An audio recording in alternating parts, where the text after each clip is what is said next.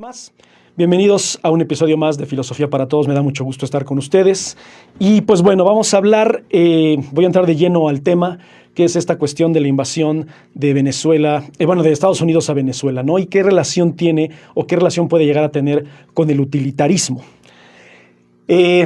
Antes que nada quiero ser muy enfático para las personas que se están conectando recientemente. Lo estoy haciendo porque pues, es una cuestión muy importante que hay que analizar en el escenario internacional. No podemos ignorar lo que está sucediendo independientemente de que haya personas que celebren, haya personas que condenen lo que está sucediendo. No debemos de caer en esa dicotomía entre es bueno o es malo. Justamente por eso vamos a verlo desde la filosofía moral específicamente de Jeremy Bentham y de John Stuart Mill, entre otros, Charles Stevenson, David Hume. Vamos a ver muchas cosas, pero específicamente lo que es el utilitarismo.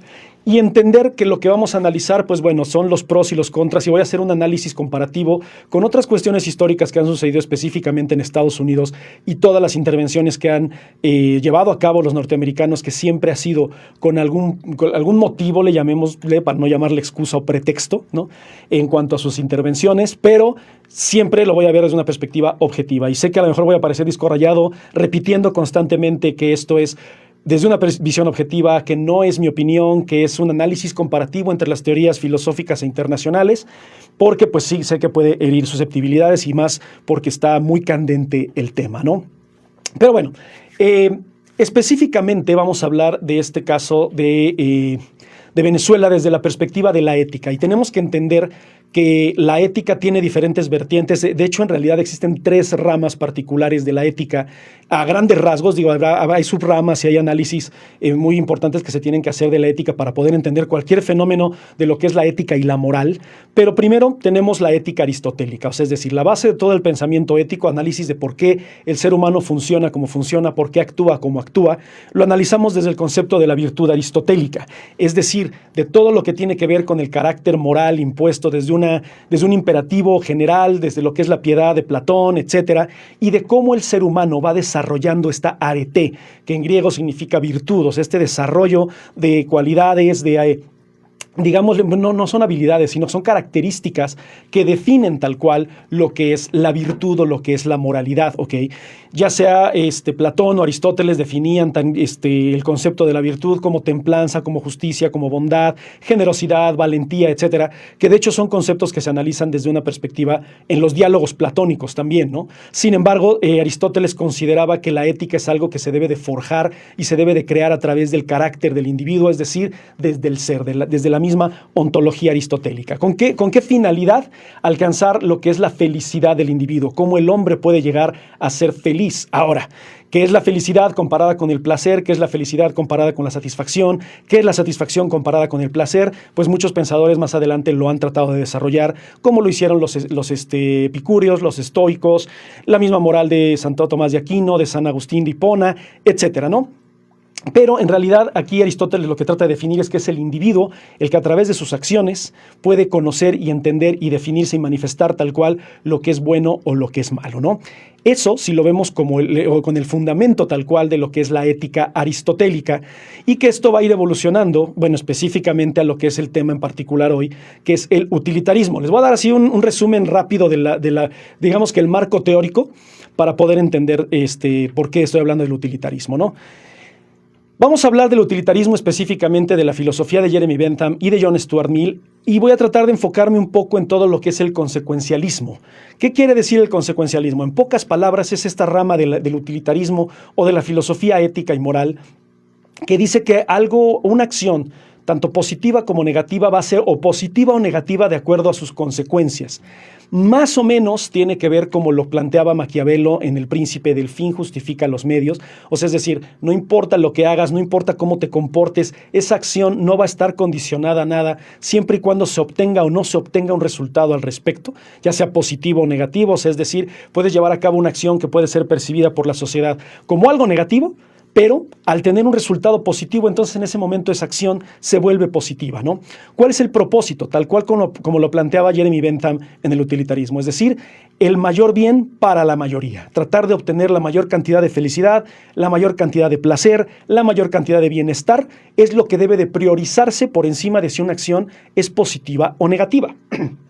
Ya profundizaremos al respecto de todo lo que tiene que ver con el placer, con el dolor y lo que tiene que ver tal cual como lo decía John Stuart Mill en cuanto a lo que es la moralidad, porque la filosofía de Jeremy Bentham es un tanto carente de moralidad y justo sus representantes como Charles Stevenson dejaban de lado un tanto lo que es la moral siempre y cuando hubiera un fin en particular. Entonces vamos a tratar de analizar eso, ¿no? Esto es más o menos como este experimento teórico del tranvía, o sea, si está en una vía, un tranvía que no tiene frenos y en la vía principal hay 5 individuos que no se pueden mover y en el cambio de vías hay un individuo, ¿qué prefieres? ¿Matar a un individuo o matar a 5? ¿Priorizar el mayor bien para la mayoría o estar condicionado a salvar a los 5 y matar a uno, o salvar a uno y matar a los 5? Aquí, en el dilema moral del utilitarismo, te diría que lo ideal es matar a uno para preservar la vida de los 5. Pero hay vertientes muy importantes y, como se podrán dar cuenta, hay una relación directa con lo que pasa con Venezuela, ¿no?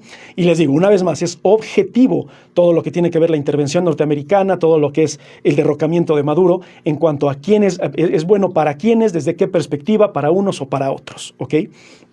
Y bueno, la última rama de la filosofía, pero es la rama de la ética tal cual o de la moral, es la deontología kantiana, ¿no? Que prácticamente se basa en el imperativo categórico, es decir, hay reglas morales, hay reglas éticas universales, independientemente de si el resultado es positivo o negativo, si se percibe o no se percibe como negativo o positivo. Es decir, aquí la subjetividad está de lado, es más allá del resultado, es decir, del consecuencialismo, más allá del deber ser, pero más allá de lo que obtengo, es el deber ser, es decir, hay una ley universal que condiciona ciertos hechos como positivos o negativos y tratar de encontrarlo, ¿no? Es decir, las acciones, los hechos, todo lo que yo hago es intrínsecamente bueno o malo, depende de lo que diga la ley universal, no de lo que yo interprete, ¿ok?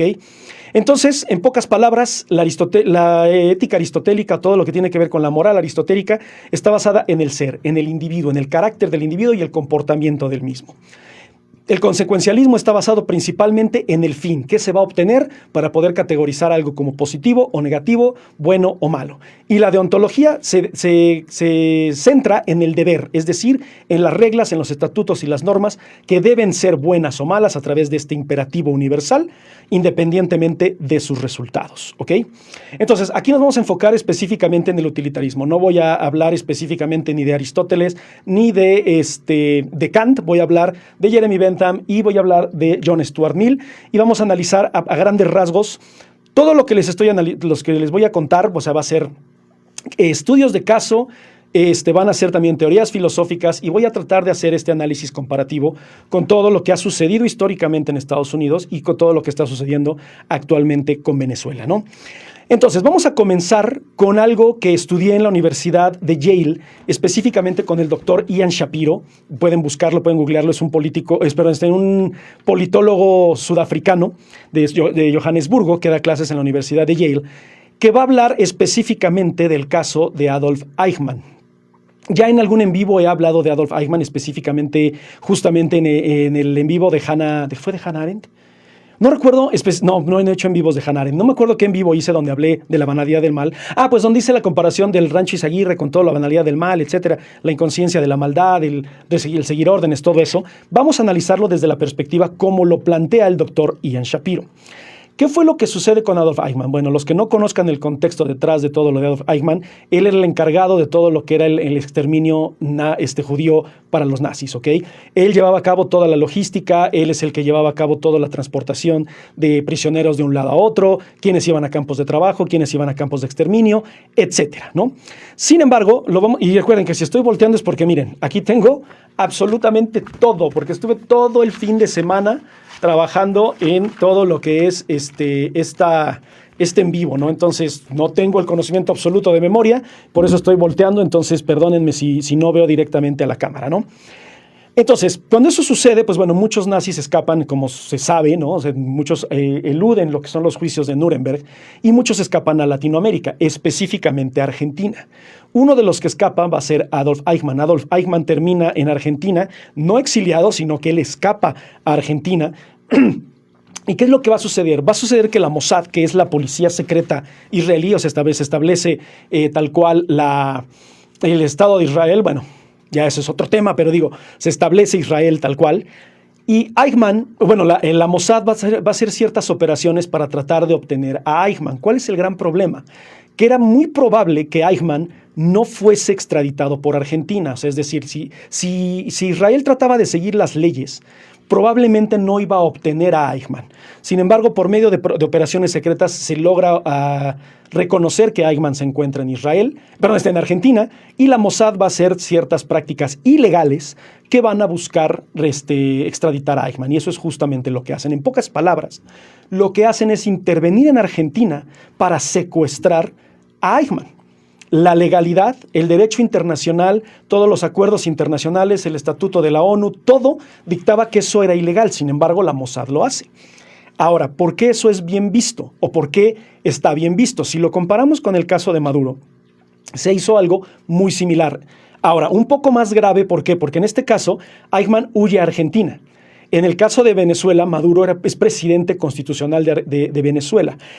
Si fue de manera legítima, si fue de manera corrupta, si hubo cualquier tipo de tráfico de influencias, nepotismo, etcétera, eso va más allá, porque cada uno de los países, ya de acuerdo a lo que son los estatutos del derecho internacional de la no intervención, la autodeterminación de los pueblos, pues cada país es soberano y tiene el derecho de aceptar o no aceptar a Maduro, o en este caso, de ellos mismos derrocar a Maduro, como ha sucedido en algunos países, ¿no?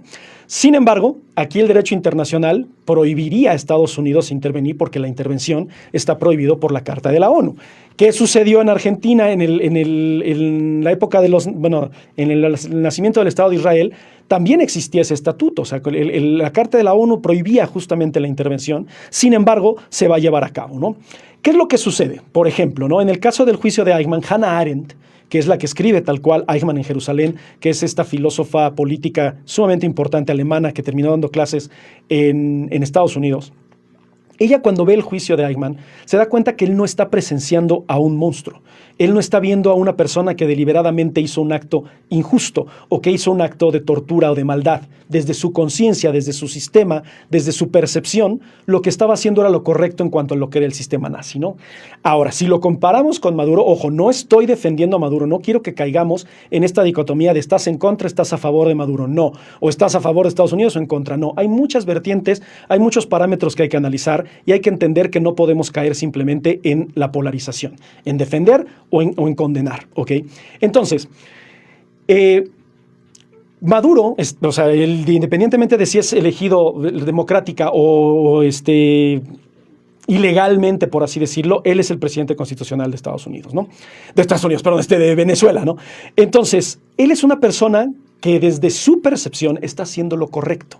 Desde su percepción, independientemente de que haya personas que critiquen o no les guste el sistema ideológico político que se maneja, se considera que está haciendo lo correcto. ¿Qué es lo que siempre, cuál era el discurso de Maduro, ¿no? Defender la integridad de Venezuela, defender la soberanía nacional, evitar el neoimperialismo, el neocolonialismo, que no hubiera daño por parte de Estados Unidos, como lo había hecho ya en Guatemala, en Panamá, en Argentina, en Colombia, en Chile, en Irak, en Siria, en Afganistán, etcétera. En todos estos casos de intervención, que no quiero profundizar mucho en eso, ¿no?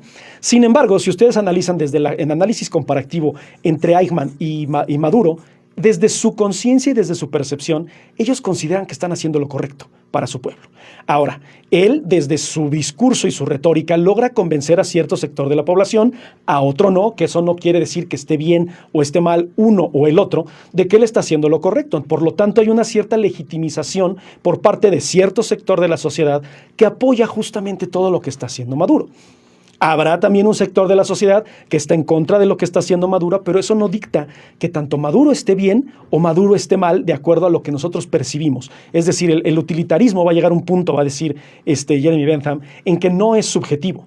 Y vamos a ver por qué, pero vamos a analizar a profundidad. Y recuerden, no estoy justificando a Maduro, pero tampoco estoy justificando la intervención norteamericana, ¿ok? Entonces, Ian Shapiro dice, ¿qué es lo que incomoda de lo que sucedió con Eichmann? Bueno, son muchas cosas las que incomodan, ¿no? Que no hay un juicio moral por parte de Eichmann, no hay una brújula moral que defina para él lo que es bueno y lo que es malo, porque él hasta que muere dicta, bueno, hasta que es sentenciado a muerte, dicta que él solamente estaba obedeciendo órdenes de acuerdo a un sistema. Si lo vemos desde la percepción de Maduro, es decir, Maduro creía que estaba haciendo lo correcto. Ahora, aquí el problema es que él es el que dictaba las formas en las que se llevaba a cabo la legitimidad de algo en Venezuela. Ahora, aquí tenemos que ver qué es la legitimidad y qué es la legalidad, que esa es una gran diferencia justamente que vamos a tratar de analizar aquí desde la perspectiva de Jeremy Bentham y de John Stuart Mill. ¿Ok? Pero veamos el caso de Israel y veamos el caso de Venezuela, ¿no? ¿Qué sucedió? Israel secuestra a Eichmann. En este caso, Estados Unidos secuestra a Maduro. Nos guste o no, es una intervención, es un operativo que viola el derecho internacional, justo como lo hizo Israel en ese entonces. ¿Cuáles son una de las diferencias que podría existir aquí? Bueno, que Maduro estaba en su país y que Eichmann estaba en Argentina. Que Israel no existía cuando se llevaron a cabo los crímenes de los que se le culpan en el juicio que tuvo en Israel, ¿no? Es decir, él fue enjuiciado justamente por todo lo que era el genocidio, tal cual, ¿no? Ahora, Maduro es capturado en Venezuela, pero Maduro es capturado en su propio territorio, pero desde una perspectiva en la que Estados Unidos considera que él no estaba llevando a cabo tal cual la democracia, el Estado de Derecho, la protección de sus ciudadanos, etcétera. Pero Estados Unidos está violando el derecho internacional, los límites que existen en el derecho internacional. ¿Qué quiere decir esto? Es decir, Estados Unidos está violando que Venezuela tiene sus propias leyes. Maduro violó sus propias leyes, pero tampoco quiere decir que Estados Unidos tiene la superioridad judicial o moral o superioridad en cuanto a poder de intervenir de manera directa en Venezuela para sacarlo, como tampoco Israel tenía la autoridad de intervenir en Argentina para secuestrar a Eichmann. Sin embargo, eso se lleva a cabo. Ahora, en el caso de Eichmann, no existía Israel y no existían las leyes de Israel. ¿Por qué? Porque cuando Eichmann perpetra esos crímenes, que es 1939 a 1945, Israel no existía, hasta 1948 es que existe tal cual Israel. Por lo tanto, se le están culpando de unos crímenes que no existían en un Estado que no existía. In some 4 months, Adolf Eichmann has had his defense rejected. He's been judged guilty of the major crimes in this indictment. Particulars of offense.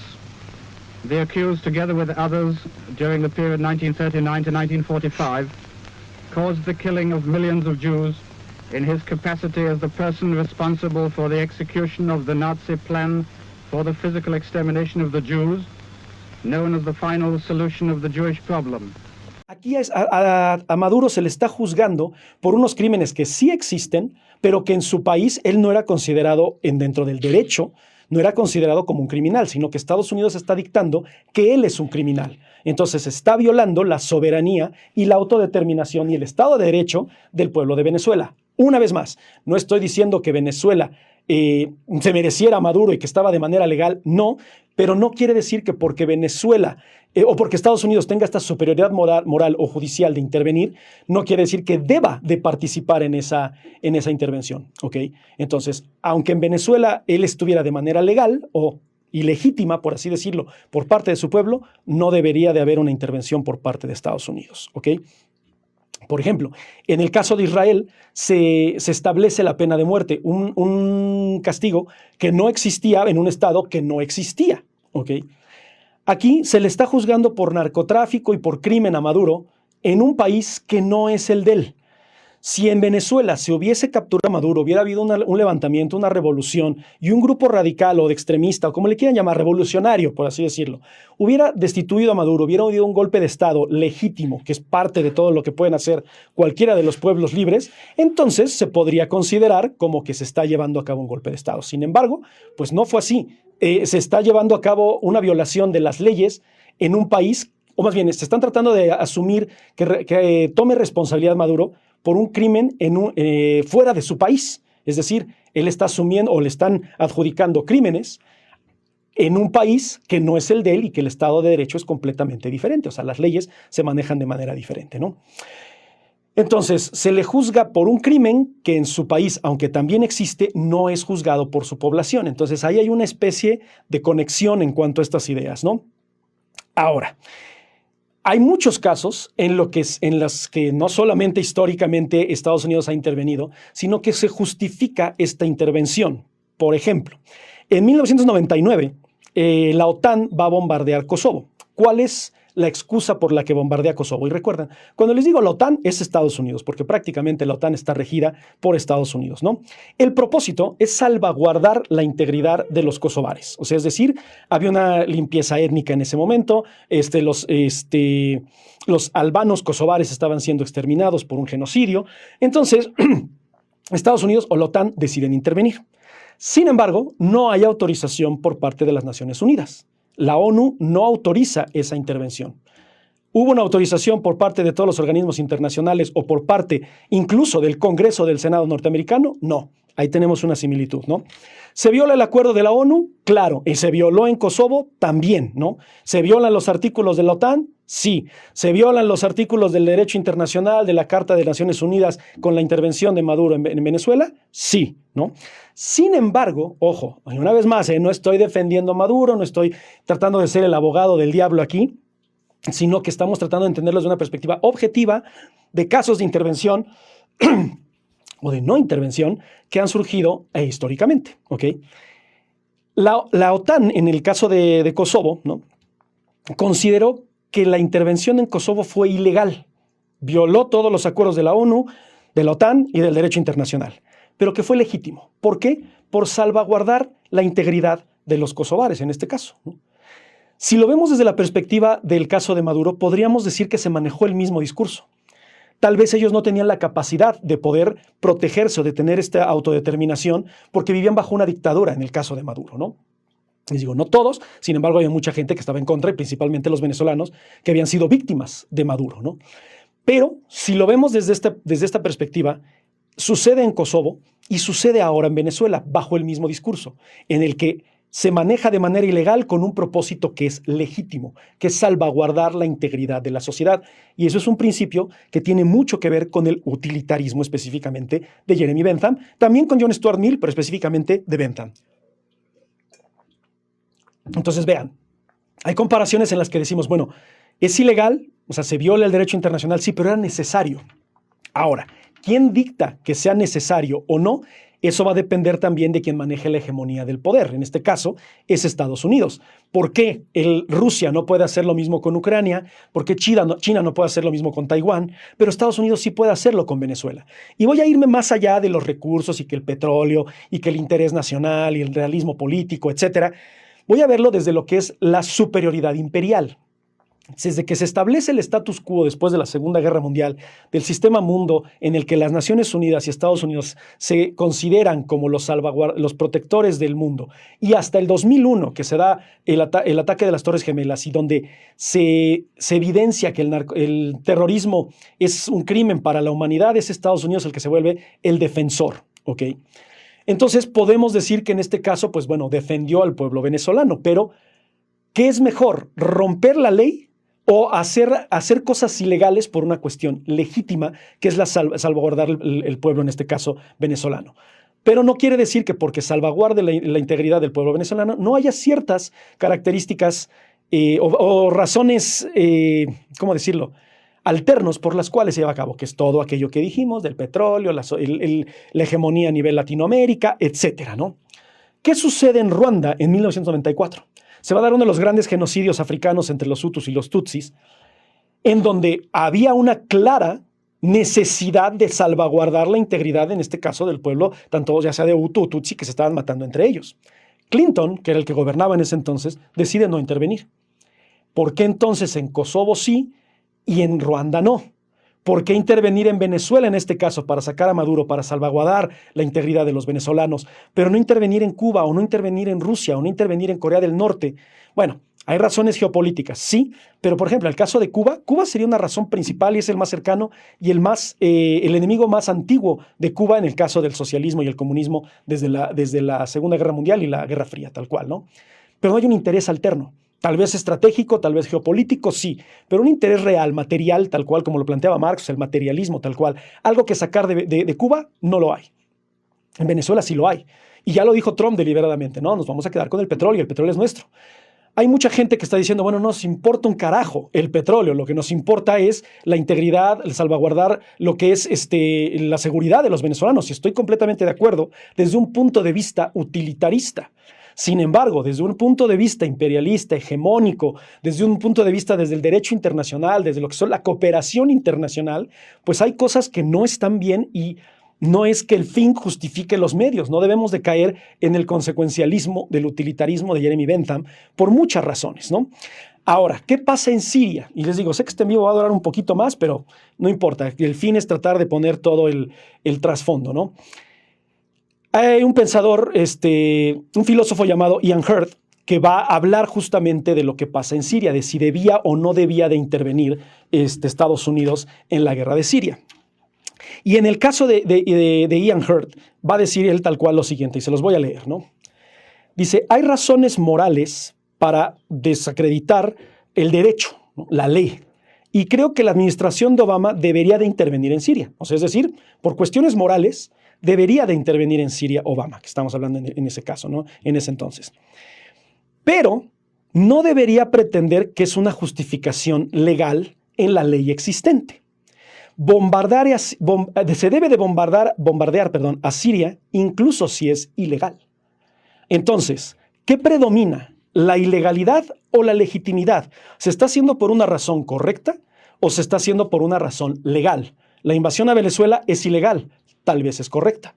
La invasión a Venezuela tal vez pudiese haber sido legal bajo la autorización del Congreso, del Senado, de las Naciones Unidas, de la OTAN o se me fue el nombre de América.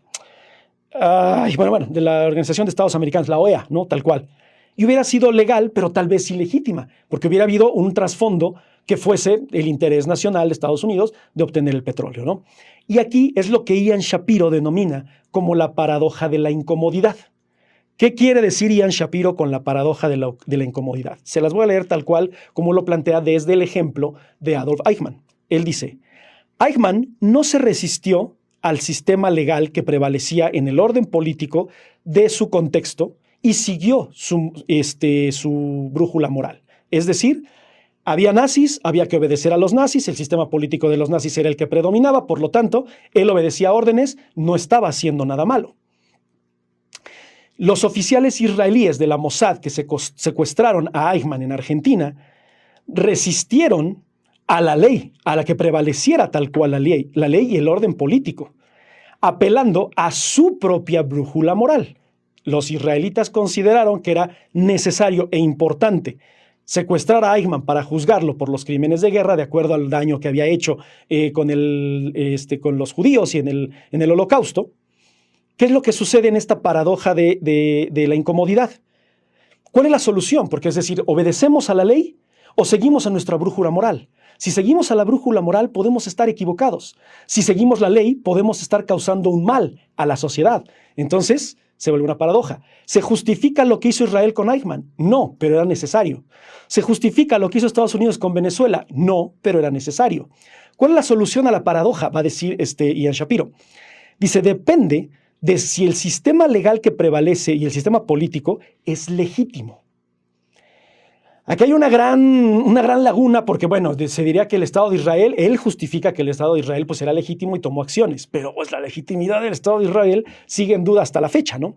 Ahora, la legitimidad del Estado de Venezuela puede estar en duda por los mismos venezolanos y el Estado de Derecho venezolano, pero a nivel internacional se respalda en que pues él es el gobernante y no podemos intervenir en las decisiones. ¿Puede el pueblo venezolano lidiar contra una dictadura? Pues sí, es lo que todos los pueblos deberían de hacer en cuanto a un gobierno injusto. Aquí ha sucedido en México, ha habido varias marchas para sacar a Claudia Sheinbaum, para sacar a AMLO. No se ha logrado, pero bueno, pues es por una cuestión utilitarista. La mayoría no está de acuerdo en que salgan, por lo tanto no se lleva a cabo. Ahora, en Venezuela se buscaba, la mayoría no estaba de acuerdo, deciden escapar por amenazas, por cualquier conflicto que hayan tenido incluso con la dictadura de Maduro, pero a nivel internacional es visto como un gobierno legítimo.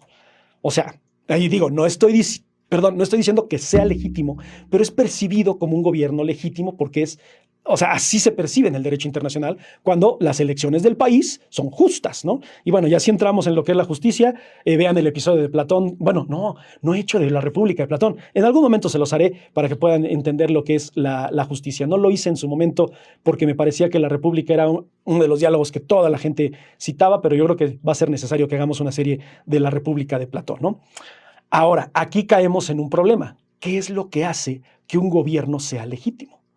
Podemos decir que el Estado de Israel actuó de manera legítima por ser un gobierno legítimo, reconocido por autoridades internacionales como un Estado legítimo, pero vemos las consecuencias que estamos pagando hoy en día en el caso de Israel por considerar a Israel un Estado legítimo.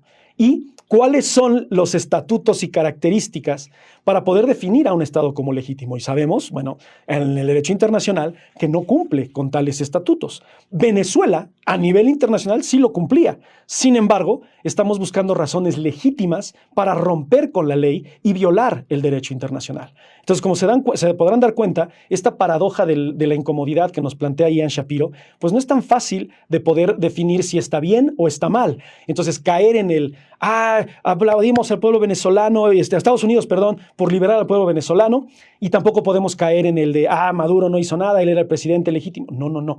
Hay muchas vertientes que tenemos que analizar y no podemos justamente polarizarlas. No podemos definir que fue algo positivo o algo negativo lo que se llevó a cabo, sino que tenemos que analizar todos esos potenciales que pueden llegar a suceder de justamente esa intervención, ¿ok? Ahora, espero que les esté gustando el en vivo. He visto un montón de comentarios. No quiero poner atención porque yo me sugestiono y cuando veo comentarios negativos, luego me achicopalo. Pero recuerden, no quiero defender ni a Maduro ni a Estados Unidos. Estoy tratando de hacer un análisis comparativo y objetivo de por qué algo es legítimo o ilegítimo, bueno o malo, cómo es que ha sucedido a lo largo de la historia estas intervenciones y qué es lo bueno o correcto de acuerdo a la filosofía utilitarista y el consecuencialismo de Jeremy Bentham y John Stuart Mill, ¿ok? Ahora, ese es el análisis que hace Ian Shapiro de lo que sucede con el juicio de Eichmann. Yo simplemente quise hacer un análisis comparativo para entender el caso de Venezuela, pero no quiere decir que tenga yo la razón absoluta. Es lo que se me ocurrió y es lo que analicé de todo lo que he estudiado, específicamente de estos estudios que tomé en la Universidad de Yale, pero no quiere decir que tenga la razón, simplemente es lo que me viene a la mente. No justifico la intervención, tampoco justifico la dictadura y el sufrimiento del pueblo venezolano. Por supuesto que no. Ahora, entremos de lleno a la filosofía utilitarista. ¿Quién es Jeremy Bentham? ¿De dónde salió Jeremy Bentham? ¿Qué es lo que profesa Jeremy Bentham en cuanto a lo que es el utilitarismo? Voy a darles un trasfondo biográfico muy, muy breve y entraré de lleno a lo que es el principio de utilidad de Jeremy Bentham, ¿ok? Él era lo que Ian Shapiro denomina como un extremista útil. Sus ideas son sumamente radicales, pero buscan el beneficio de la sociedad y el beneficio en general de su mayoría, o sea, de la mayoría de las personas, ¿no? Él creía que todas las ideas explican prácticamente todo. Entonces, esta idea del utilitarismo, esta versión de que el mayor bien para la mayoría de las personas es lo que él consideraba como un deber ser, ¿ok? Él era una persona sumamente excéntrica. Se dice que él pidió a la universidad, él daba clases en el University College of London, y él pidió que su cuerpo fuera momificado cuando él muriera, ¿no? Se dice que unos años antes de que él falleciera, siempre andaba cargando en su bata, en su bolsa, ¿no? 2 ojos de vidrio, que eran los ojos de vidrio que le iban a colocar a su momia, ¿no? Lo interesante es que cuando fallece, efectivamente lo hacen, lo momifican, lo ponen en exhibición en el University College of London. Ahorita, cuando sube el video les pondré aquí una foto. Pero hubo un problema con la momificación de su cabeza. Entonces, como no pudieron momificarla bien, le hicieron una cabeza pues falsa, ¿no? Y ahí fue donde pusieron esos ojos que él siempre traía, ¿no? Pero a un lado de ese display, por así decirlo, pusieron en una caja la cabeza original oculta. ¿Qué hacían los alumnos de la universidad, los recién ingresados a la universidad? Pues secuestraban la cabeza, pedían rescate, luego la encontraron jugando fútbol con la cabeza original, hasta que la universidad decidió mejor retirarla, ¿no? Pero él era muy extremo, y de hecho fue una gran influencia para John Stuart Mill de una forma negativa. Ahorita la vamos a ver. Sin embargo, si no hubiera habido Jeremy Bentham, no habría John Stuart Mill. Y él es el padre tal cual de lo que es el utilitarismo. Afortunadamente, en su obra de Introducción a los principios de la moral y la legislación, él en un párrafo resume todo lo que es la filosofía utilitarista. Y se los voy a leer en este momento, ¿ok? Recuerden que si volteo es porque quiero dárselos lo más atinadamente. Y perdón si me trabo, pero lo estoy traduciendo del inglés al español. Dice, el principio de utilidad es el siguiente. La naturaleza ha colocado a la humanidad bajo la gobernanza de dos maestros soberanos, el dolor y el placer. Es de ellos únicamente que obtenemos todo y hacemos lo que hacemos, así como determinamos lo que debemos de hacer. Por un lado, el estándar de lo correcto y lo incorrecto. Por el otro lado, la cadena de causas y efectos que se aceleran o que nos llevan a un trono. Ellos nos gobiernan en todo lo que hacemos y en todo lo que decimos, así como en todo lo que pensamos. Cada esfuerzo que hacemos para cambiar este dominio servirá para demostrarlo y confirmar que ellos gobiernan. En palabras de un hombre que pretende ir en contra del imperio, pero en realidad permanecerá como súbdito de todos ellos, del dolor y del placer. Del dolor y del placer. El principio de utilidad reconoce este sometimiento y asume que para la fundación de tal sistema, el objeto del cual está cerca de fabricar la felicidad en manos de la razón y de la ley. El sistema que busque cuestionarlo lidiará con cuestiones insidiosas en vez de los sentidos, en caprichos en vez de la razón, en obscuridad en vez de luz. ¿Okay? Entonces, ¿qué es lo que nos dice a grandes rasgos? Se les leí, el párrafo completo de lo que determina. Está prácticamente al principio de su obra de introducción de los principios de la moral y la legislación. El ser humano se rige a través de lo que lo hace feliz y aquello de lo que les causa dolor. Para Jeremy Bentham no hay distinción. Eso es lo que hace el ser humano, eso es lo que nos guía, eso es lo que nos lleva a hacer todo lo que hacemos. Si lo vemos desde la perspectiva del caso de Venezuela, los venezolanos, y ojo, respeto para todo el pueblo venezolano, no estoy hablando de una perspectiva subjetiva, ni quiero hacerlos sentir mal, ni quiero minimizar el dolor que están sintiendo o que sintieron en algún momento y el placer que están sintiendo ahora. Pero para el pueblo venezolano en ese entonces había un dolor, un padecimiento por parte del dominio y la doctrina de Nicolás Maduro. Y no estoy hablando única y exclusivamente de Maduro. Fidel Castro, podemos hablar de Jorge Videla, de Pinochet, de Adolf Hitler, Hirohito, Franco. Todas las dictaduras que han tenido a un pueblo sometido han sido guiados, o todas las acciones que ellos han hecho, han sido guiadas por el dolor. ¿Qué es lo que pasa con Estados Unidos? Estados Unidos no está guiado por el dolor, está guiado por la satisfacción, está guiado por el placer. ¿Por qué? Porque él en realidad no vive, no experimenta tal cual ese dolor. Estados Unidos jamás ha experimentado una dictadura y un dominio, o un dominio tal cual. Podríamos decir, y ya sé que algunas personas dirán, bueno, pero ¿qué pasa con la colonia, con la corona inglesa que lo sometía? Eran las colonias, todavía ni siquiera estaba constituida como una nación, todavía cuando se da la guerra en 1812, pues era relativamente todavía tratar de reconquistar a las colonias. Pero Estados Unidos ha mantenido una hegemonía prácticamente desde el siglo XX y no conoce lo que es el sufrimiento de una dictadura tal cual, ¿no? Podríamos decir a grandes rasgos, por todo lo que significa el fascismo y lo que son las características de una dictadura, que Donald Trump tiene ciertas tendencias de dictador. Sin embargo, no lo es tal cual todavía, digamos que está en vías pero ciertas prácticas que maneja, pues tiene ciertas cuestiones dictatoriales, ¿no? Sin embargo, en este caso en específico, recuerdo, estoy hablando de la invasión de Estados Unidos a Venezuela, el pueblo venezolano le aplaude. ¿Por qué? Porque se guía por la satisfacción. Quiero liberarme de este yugo que tenemos años del dominio de una persona que bajo sus creencias está o considera que estas creencias son absolutas y que debe de guiarse el pueblo, ¿no? Y él no tiene la razón absoluta, eso es un hecho. No hay una razón absoluta nunca por parte de un líder y el problema es cuando el líder asume que él tiene la razón absoluta. Lo mismo está sucediendo en Estados Unidos, pero a través de una visión utilitaria diferente. Maduro sometía, dominaba y esclavizaba a su pueblo.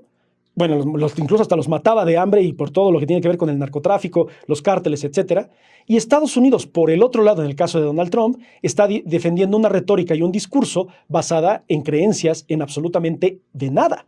O sea, es decir, el pueblo norteamericano cree el discurso de Trump porque cree en la retórica de Trump.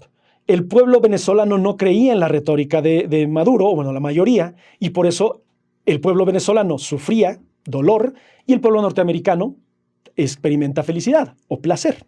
¿ok? Entonces, para Bentham solamente seguía a través de esas dos vertientes, lo que es el dolor y el placer. En este caso, depende del cristal con que se mire, se ve una visión subjetiva, aunque Jeremy Bentham va a decir que no es subjetiva. Sin embargo, a través de lo que es el escenario internacional y todo lo que tiene que ver con la autodeterminación de los pueblos, pues sí se tiene que ver desde una percepción subjetiva, ¿no? El mexicano no puede entender eso independientemente de que haya miles de personas que están pidiendo que Estados Unidos haga lo mismo. O sea, no tiene absolutamente nada que ver una cosa con la otra, pero bueno, cada quien es libre de pensar lo que quiera, ¿no? Sí, el mexicano ha tenido una dictadura, pero fue una dictadura que nuestros padres no vivieron, ni siquiera nuestros abuelos vivieron la dictadura todavía, ¿no? Entonces no podemos comprender lo que es la dictadura, pero porque no lo comprendamos no quiere decir que no podamos opinar al respecto, que ese es otro punto, que no caigamos en la falacia de autoridad, que porque no hayamos experimentado algo, no quiere decir que no podamos hablar de ello. Como yo soy mexicano y nunca he vivido una dictadura, no puedo hablar de lo malo que es la intervención norteamericana. Sí puedo, porque eso estudié, ¿no? Ahora, tampoco puedo minimizar el dolor de los venezolanos porque no he presenciado tal cual la dictadura, por lo tanto no podemos caer en esas dicotomías y en esas polarizaciones de hacer algo mayor o de minimizar o maximizar ya sea el sufrimiento venezolano o mi conocimiento acerca de los estudios internacionales que tengo de las intervenciones. Por eso hay que ser siempre objetivos al respecto, ¿ok?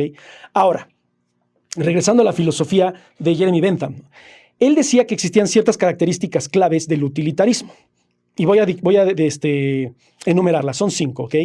Primero que decía, bueno, la filosofía utilitarista es comprensiva y determinista. O sea, es decir, para Bentham no había opción, ni había matices, ni había vertientes. Era o dolor o placer, ¿ok? No, el ser humano no elige, y esto viene desde el segundo punto, que es la naturaleza humana. A pesar de que él no era naturalista, o sea, él iba en contra de la filosofía de John Locke, va a analizar de que el ser humano naturalmente seguía a través del placer y del dolor, ¿ok? Entonces, para Bentham, lo que es comprensivo y determinista está explicado por el dolor y el placer. Y no hay nada que el dolor y el placer no puedan explicar.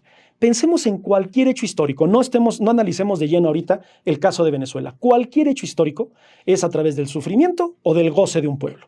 ¿Cuándo podemos decir que el pueblo está satisfecho y contento? Cuando hay estabilidad económica, cuando hay un régimen que no es autoritario, totalitario, que no es opresor, que no reprime, etcétera. Entonces somos felices o tenemos cierta satisfacción. Cuando hay una dictadura y hay opresión, hay eliminación de recursos naturales, hay privación de libertades, entonces sufrimos. Para Bentham es absoluto. El ser humano se rige por el dolor y por el placer, y no hay más, ¿ok? Y es una característica sumamente radical, pero Bentham nunca va a negar su radicalización o la radicalización de su pensamiento. Él va a decir, sí, efectivamente, así soy, ¿ok? Ahora, la segunda parte, que es lo que les mencioné hace rato, que es naturalista. No naturalista en el tipo de John Locke, que analizaba todo desde una perspectiva de Dios, de cómo la naturaleza tiene ciertas características, sino de cómo el ser humano experimenta naturalmente este dolor y este placer. En su obra, denominada La psicología de la supervivencia del ser humano, que fue en 1789, va a analizar desde una perspectiva biológica cómo el placer y el dolor guían al ser humano.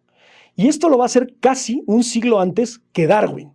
O sea, él va a hablar de ciertas cuestiones naturales, antropológicas, humanas, psicológicas, de comportamiento y todo eso, que tienen que ver con la fisionomía y con el cuerpo y con la forma en la que el ser humano se desempeña, mucho antes que Darwin.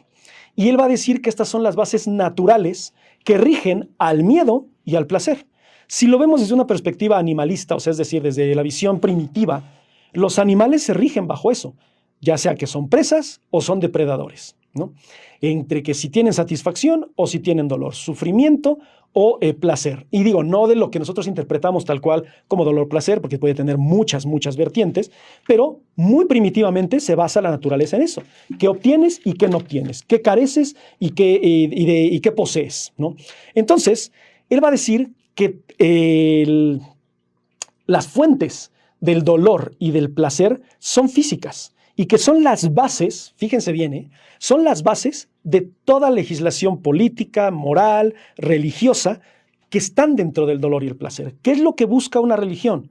La religión busca tratar de salvaguardar y proteger la integridad del espíritu, del alma, de lo que va a pasar en la vida después de la muerte, de quién soy en vida, de cómo me comporto, de si soy bueno, si soy malo. La piedad que hablaba Platón en el Eutifrón, ¿no? O sea, ¿soy bueno porque soy bueno o soy bueno porque quiero algo a cambio? Ese instinto de autoconservación, va a decir Jeremy Bentham, porque quieres sentirte bien. A través de cuestiones políticas, morales, lo que es bueno, lo que es malo, si hay cosas que dañan y perjudican, entonces son malas. Donde yo físicamente me siento amenazado, donde yo físicamente me siento mal. Veamos el caso de Venezuela. No podemos minimizar la gente que se siente atacada y se sentía violentada por el régimen de Maduro, simplemente porque hay otras personas que no. Pero todo tiene que ver con la percepción de cómo nosotros identificamos el dolor y el placer, que ese es uno de los grandes problemas de ser humanos, ¿no? Que no hay una ley universal de esto me hace bien, esto me hace mal. Para Bentham, el dolor y el placer van a dictar todo estado político, moral, religioso, o sea, todo imperativo, por así decirlo. No quiero caer en el imperativo de categórico de Kant, pero sino la imposición de cualquier visión política, ideológica, religiosa y moral va a depender de si es bueno o es malo, o sea, es decir, si me causa dolor o si me causa placer. Ahora, esto tiene mucho que ver con la constitución del ser humano físicamente, tal cual, ¿ok? Jeremy Bentham va a decir, y lo cito, ¿no? Esto lo escribe en su obra llamada La psicología del hombre económico. Dice, si ignoramos esta parte, o sea, es decir, que estamos guiados por el dolor y el placer, y esto determina o son las bases de toda cuestión política, religiosa y moral, si lo ignoramos, la especie no podría continuar su existencia, ¿ok? Y después de unos meses, por no decir semanas o días, sufriría una aniquilación por completo. Si yo ignoro algo que me está causando dolor, algo que me está causando sufrimiento, puedo caer en la extinción. Si yo ignoro el caso de Venezuela, me estoy convirtiendo en una persona que está prefiriendo el daño de los individuos por encima de lo que es la satisfacción de ese pueblo, simplemente porque yo no lo percibo, no lo entiendo, no soy partícipe de ello, no lo vivo, ¿no? Sin embargo, también está la otra parte. Como yo estoy bien, pues no me importa entonces la desaparición, en este caso, del pueblo venezolano. Sin embargo, les digo, no hay que caer en esa dicotomía. ¿Por qué? Porque entonces también el hecho de que Estados Unidos intervenga de manera militar, ilegal, ilegítima Venezuela, le permitiría violar entonces el derecho internacional y la soberanía de otros pueblos, causándoles dolor a aquellos que no los tienen. ¿Por qué? Porque va a priorizar su beneficio. Sin embargo, veremos lo que dice Jeremy Bentham en cuanto a lo que es ese beneficio tal cual, ¿no? Ahora, el tercer punto, dice Jeremy Bentham, es que debe de ser egoísta, más no subjetivista. ¿A qué me refiero con esto? O sea, velar por mi propio interés, pero no verlo desde una perspectiva personal. Ahora, ¿cómo puede ser egoísta y no subjetivista al mismo tiempo? Vamos a ver, ¿ok? Es decir, el bien o el bienestar, pues va a ser un bienestar personal. Yo puedo interpretar algo bueno para mí y ustedes pueden interpretar algo como algo malo. Es decir, los venezolanos que respaldaban a Maduro, la intervención es algo malo. Los venezolanos que repudiaban la dictadura pueden percibirlo como algo bueno.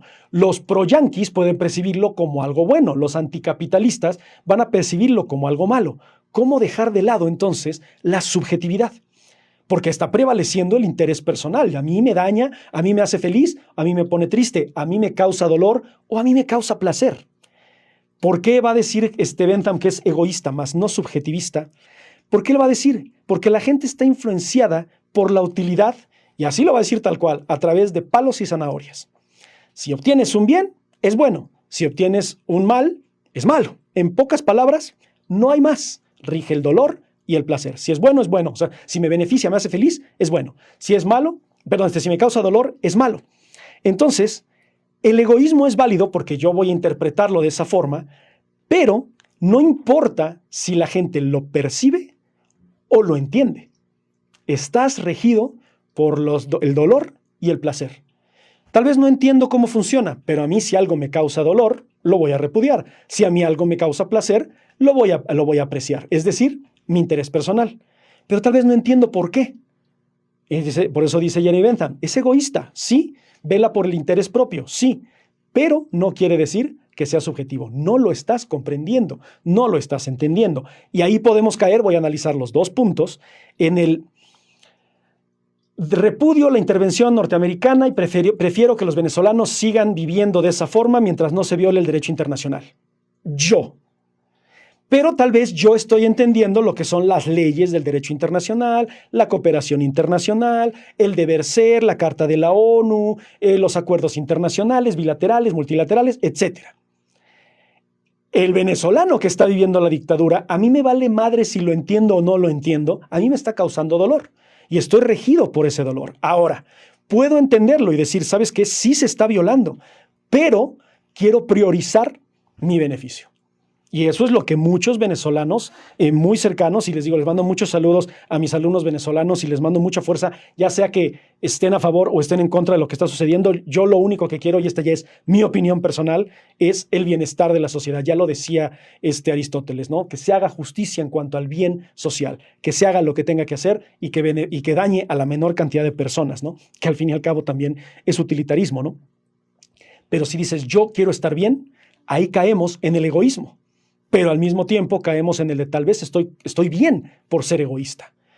Pero entonces también tenemos la visión de Estados Unidos de soy egoísta, quiero dominar el mundo, voy a violar el derecho internacional, voy a violar los acuerdos y los tratados, siempre y cuando yo sienta placer. Entonces, si se fijan, Jeremy Bentham, no estoy diciendo que él tenga la razón absoluta, no, pero tiene razón en cuanto a que muchas de las cosas que hacemos nos guiamos a través del beneficio o del perjuicio. Nos hace bien, qué bueno, nos hace mal, qué malo. Pero no todos pensamos de la misma forma. Caemos en un egoísmo, sí, pero no caemos en una subjetividad. ¿Por qué? Porque lo entiendas o no lo entiendas, tú como ser humano te riges a través de lo que te causa dolor o lo que te causa felicidad, ¿no?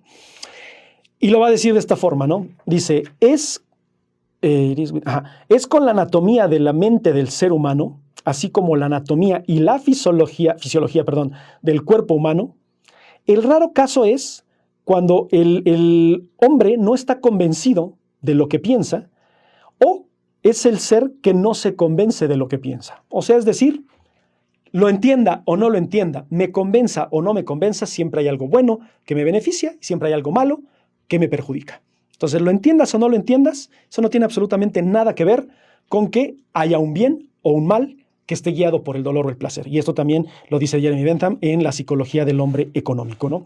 Entonces, aquí hay un contraste principalmente también con la filosofía de John Locke, que es un naturalista que aboga por la cuestión divina, por toda la cuestión de la propiedad privada, la preservación del ser humano natural, etc. Pero hay un contraste. ¿Qué es lo que va a decir John Locke? Dice, nadie te puede decir, lo estoy leyendo, ¿no? Dice, nadie te puede decir que estás mal en lo que piensas. Eso es lo que dice John Locke. Tú eres soberano en lo que piensas. Si yo considero que la dictadura de Maduro es buena para mí. Nadie puede decirme que estoy mal, porque es lo que pienso, egoístamente, si me beneficia o me perjudica, ¿no?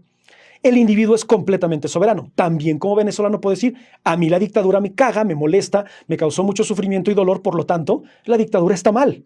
Soy soberano. Eso es lo que va a decir John Locke. ¿Qué es lo que va a decir Bentham? Radical y extremo, ¿no? No tenemos ni la menor idea de por qué hacemos lo que hacemos.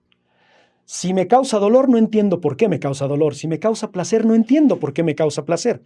Por lo tanto, el placer y el dolor gobiernan todo pensamiento y toda acción.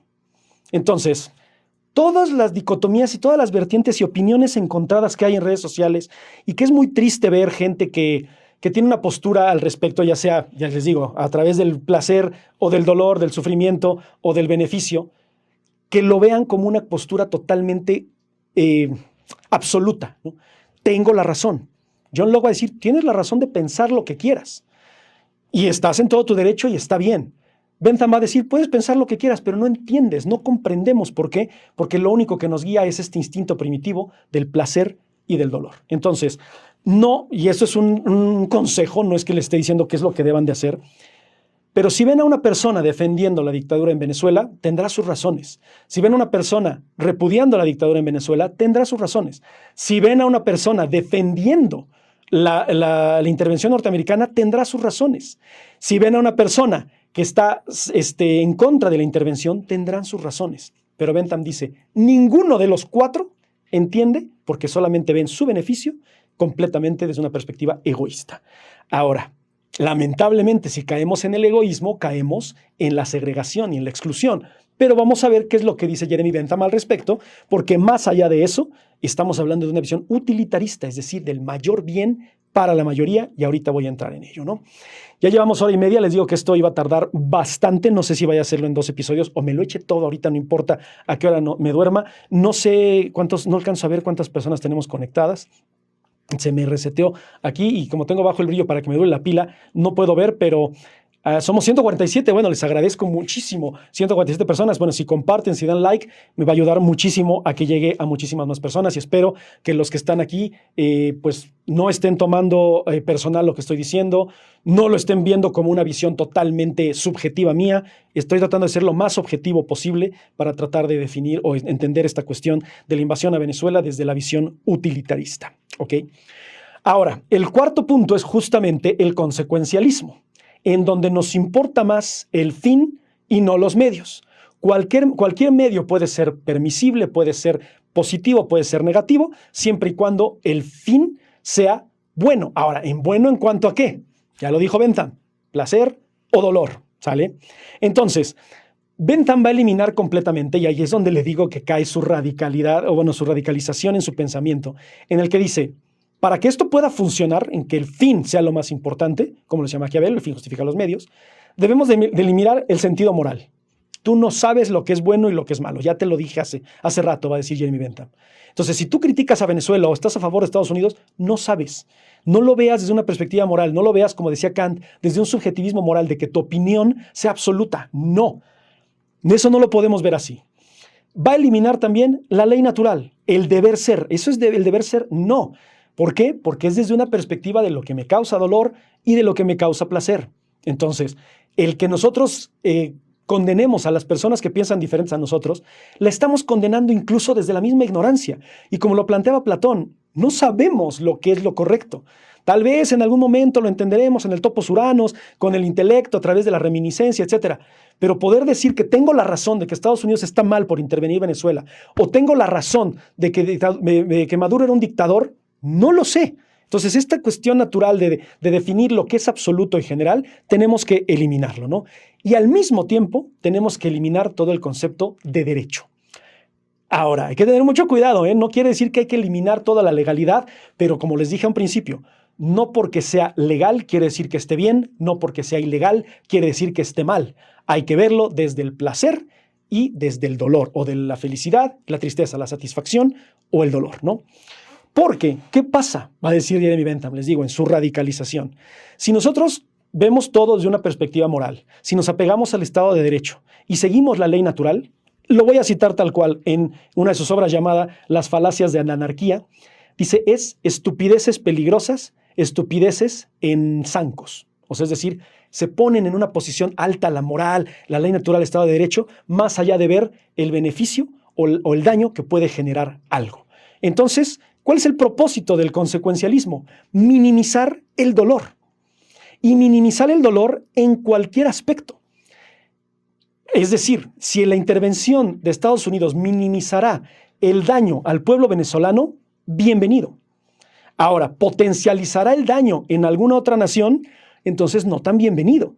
Pero en ese momento, esa acción, ya lo dijo Jeremy Bentham, palos y zanahorias. En ese momento, lo malo era el palo sin albur, el palo de Nicolás Maduro, es decir, el dominio de Nicolás Maduro, y la zanahoria, que es la liberación del pueblo venezolano.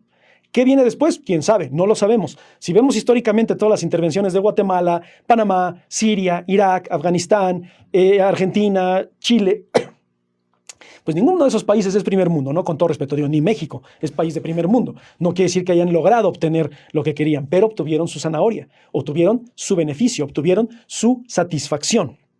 ¿Ok? Ahora, por eso Jeremy Bentham elimina la razón, elimina la moral, elimina la ley natural, elimina todo concepto de derecho, porque él va a decir, si minimizamos el dolor, y cito, aquí la cuestión no es si puede razonar, si puede hablar, sino si puede sufrir. Y entonces, por ejemplo, él estaría a favor de la experimentación en animales si la experimentación en animales beneficia a los seres humanos. Pero estaría en contra de la experimentación animal si la experimentación animal se hace simplemente por dañar a los animales, causar sufrimiento. Lo que tenemos que hacer es minimizar el dolor. Ahora, Veámoslo históricamente. ¿Estados Unidos busca minimizar el dolor? No es la motivación de Estados Unidos. O sea, Estados Unidos busca satisfacerse a sí mismo. Es lo que Jeremy Bentham, no es Jeremy Bentham, quien lo denomina tal cual es Ian Shapiro, a través de la filosofía de Bentham, como el monstruo del utilitarismo, el monstruo de la utilidad. ¿Okay? Entre más se pueda beneficiar, mejor. Entre más satisfacción haya, mejor. Entre más obtenga placer y beneficio, mejor. ¿Pero a expensas de qué? Eso no importa. Mientras haya una relación costo-beneficio, el daño que se cause es lo que menos importa. ¿Qué hace Estados Unidos? Justamente eso. A mí no me importa el daño que pueda yo generar. A mí lo que me importa es qué beneficio puedo obtener de ello. Es decir, Estados Unidos lo que buscaba era minimizar el sufrimiento del pueblo venezolano. No, es qué puedo obtener de minimizar el daño del pueblo venezolano, porque soy un monstruo de la utilidad, soy un monstruo utilitario y lo que quiero es que mi pueblo cada vez esté más y más satisfecho y orgulloso de ser norteamericano, que todo el mundo vea a Estados Unidos como una potencia universal mundial, que bajo la megalomanía y el egocentrismo de Trump se vea a él como una figura autoritaria total, absoluta.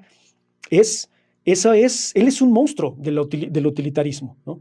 Pero si el daño colateral es minimizar el sufrimiento, sigue abogando por la teoría de Jeremy Bentham, ¿no? Entonces, una vez más, hay que dejar de lado la subjetividad, hay que dejar de lado la moral y hay que tratar de entenderlo desde una perspectiva del beneficio más físico, biológico, natural del hombre, del dolor y el sufrimiento, ¿ok?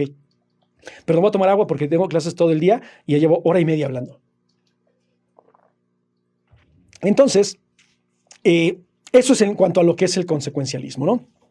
Y el punto 5, ¿qué es lo cuantificable? Él dice que la ventaja del utilitarismo es que se puede cuantificar, se puede medir tal cual. Entonces, hay 4 circunstancias, que pueden determinar el dolor y el placer. Hay una que tal cual no se puede medir, pero vamos a analizarlas poco a poco. Primero, la intensidad. ¿Qué tanto me duele? ¿Qué tanto me afecta? ¿Qué tanto me causa sufrimiento? Y al mismo tiempo, ¿qué tanto me hace bien? ¿Qué tanto me da placer? ¿Qué tanto me da felicidad? Si lo vemos desde una visión utilitarista, en el caso específico de Bentham, de la intensidad, entonces la intensidad para el pueblo venezolano era extrema. O sea, es decir, el sufrimiento de la dictadura de Maduro desde la instauración del gobierno de Chávez, pues tiene más de 20 años, ¿no? Entonces, para ellos ya era demasiado. Los españoles te dirán, yo tuve una dictadura de 45 años, ¿no? 40 años, perdón, la del franquismo. No sabes, ¿no? O sea, en ese caso, por ejemplo, los españoles podrían decir, tú no has vivido nada, ¿no? Pero desde una perspectiva subjetiva, no hay que caer en el subjetivismo, pero sí caemos en el egoísmo de decir, te estoy minimizando porque tú no entiendes ese concepto porque no has vivido lo mismo que yo. Ahora, podríamos decir que la intensidad depende una vez más de cada quien. Habrá gente que diga, yo estoy viviendo en Venezuela mucho tiempo y pues sí estaba de la chingada, pero pues no me iba tan mal. Y gente que fue amenazada, gente que fue sometida, gente que fue apresada y gente que tuvo que exiliarse. Entonces, ¿se puede medir la intensidad del dolor y del placer? Claro que sí. La duración, que es el segundo punto, claro que sí. Vamos una vez más con el caso de España y Venezuela, en este caso. Venezuela, más de 20 años la dictadura. España, 40. ¿Se puede cuantificar cuánto dolor se hizo? ¿Qué tanto duró el bien? ¿Qué tanto duró el mal? Sí. Entonces, en este caso, aplicaría para el caso de Venezuela, ¿no? La certeza. Aquí hay un punto muy interesante porque la certeza se puede medir.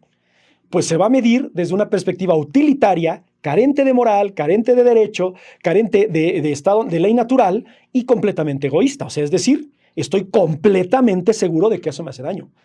Y les puedo asegurar a ustedes lo que quieran, no solamente hablar de este caso a nivel internacional, no solamente hablar en este caso de toda la intervención en Venezuela y las históricas que ha habido en Estados Unidos. Cualquier cosa que les haya sucedido en su día a día, van a decir ustedes, estoy completamente seguro de que eso me hizo daño.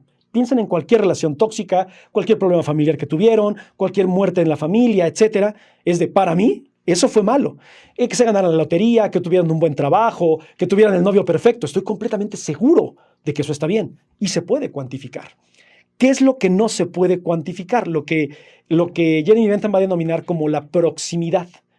¿Qué tan cerca estoy de obtenerlo? ¿Qué tan lejos estoy de obtenerlo? Estoy feliz, pero ¿qué tan cerca estoy de perder esa felicidad? Estoy triste o me estoy sufriendo, me está causando dolor. ¿Qué tan cerca estoy de obtener esa felicidad? Eso no se puede cuantificar. Pero Bentham va a decir, todos, a excepción de la intensidad, se pueden medir. Por lo tanto, Él dice, no se preocupen, es tan simple. El dolor y el placer gobiernan todo. Y piensen todos los hechos históricos, toda intervención, toda guerra, lo que busca es justamente eso, maximizar el bienestar y reducir el dolor a través de la intensidad de cada percepción, la intensidad de la duración, de ese periodo, la certeza con la que se dice. Los nazis estaban completamente seguros de que estaban haciendo lo correcto. Maduro estaba completamente seguro de que estaba haciendo lo correcto, yendo en contra del imperialismo yanqui. Los norteamericanos están completamente seguros de que están haciéndole un bien a Venezuela, pero también están completamente seguros de que lo que buscan es dominar la región, tanto estratégicamente como geopolíticamente, como todo lo que tiene que ver con los recursos, ¿no? Pero ellos están seguros de que lo que están haciendo es lo correcto.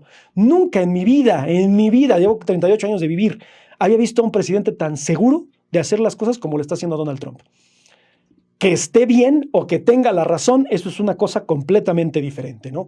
Y ahí es donde caemos también en un potencial sofismo, ¿no? Pero no quiero regresar a ese punto. Si quieren analizarlo del sofismo, chequen el episodio que hice de Protágoras, ¿vale? Ahora, vamos a entrar de lleno a lo que es el monstruo utilitario. Yo creo que este en vivo va a terminar solamente con Jeremy Bentham, porque sí me estoy extendiendo mucho, y en el siguiente analizaremos a John Stuart Mill, porque todavía me falta muchísimo de Bentham y ni siquiera he empezado con John Stuart Mill, ¿no? Pero bueno, ¿saben qué? Yo creo que lo voy a dejar hasta aquí. Digo, las tenemos, ¿qué? 60 personas, no alcanzo a ver cuántas personas, 80 y tantas personas. No quisiera terminar, pero no los quiero agobiar. Entonces, yo creo que vamos a tener un en vivo el jueves donde voy a terminar de hablar de todo esto y vamos a hablar de otras visiones también que tiene que ver con el utilitarismo, que es el naturalismo de David Hume, la teoría de Charles Stevenson, la visión del principio de Pareto, que tiene mucho que ver con todo esto, y también profundizaré en la filosofía de John Stuart Mill, continuando con este tema específicamente de Venezuela, ¿ok? Entonces, no es porque ya no quiera seguir hablando con ustedes, a mí al contrario me encantaría seguir hablando, pero siento que va a ser demasiada información para un en vivo y para las personas que están en Spotify y en YouTube, ¿ok? Entonces vamos a dejarlo hasta aquí con esta visión del panopticón, pero fíjense, una vez más estoy hablando desde una perspectiva totalmente imparcial, objetiva. No estoy minimizando la visión del pueblo venezolano, no estoy potenciando la visión norteamericana, no estoy defendiendo a Maduro, no estoy defendiendo a Donald Trump, no estoy atacando a Maduro ni estoy atacando a Donald Trump. Estoy tratando de hacer un análisis comparativo de hechos históricos, políticos y filosóficos, específicamente con esta teoría del utilitarismo. ¿Ok? Y pues bueno, para no extenderme más, espero verlos el día jueves. Yo creo que el día jueves voy a llevar a cabo el en vivo, igual a la misma hora, 8:30 de la noche aproximadamente. Voy a tratar de hacerlo antes para que nos dé tiempo de terminar mucho más temprano, donde profundizaremos justamente en todo este concepto de por qué necesitamos entonces un gobierno. Si hay esta visión utilitaria, si hay esta visión del dolor y el placer que rigen todo, entonces, ¿por qué necesitamos un gobierno? Jeremy Bentham va a tratar de explicar el por qué la existencia o la necesidad de un gobierno y de cómo funciona este monstruo utilitario a través de disminuir el dolor y maximizar la utilidad o maximizar la felicidad. Y vamos a ver todos estos principios que tienen que ver con el utilitarismo de Jeremy Bentham, bueno, a más a profundidad de todo lo que tiene que ver con esto de la ganancia, de ser la mayor cantidad de felicidad para la mayoría, ¿ok? Cuídense mucho, que tengan una excelente noche y espero verlos el día jueves para continuar con este tema que yo sé que las próximas semanas va a seguir en boca de todos. Hasta pronto y recuerden siempre que la filosofía los acompaña.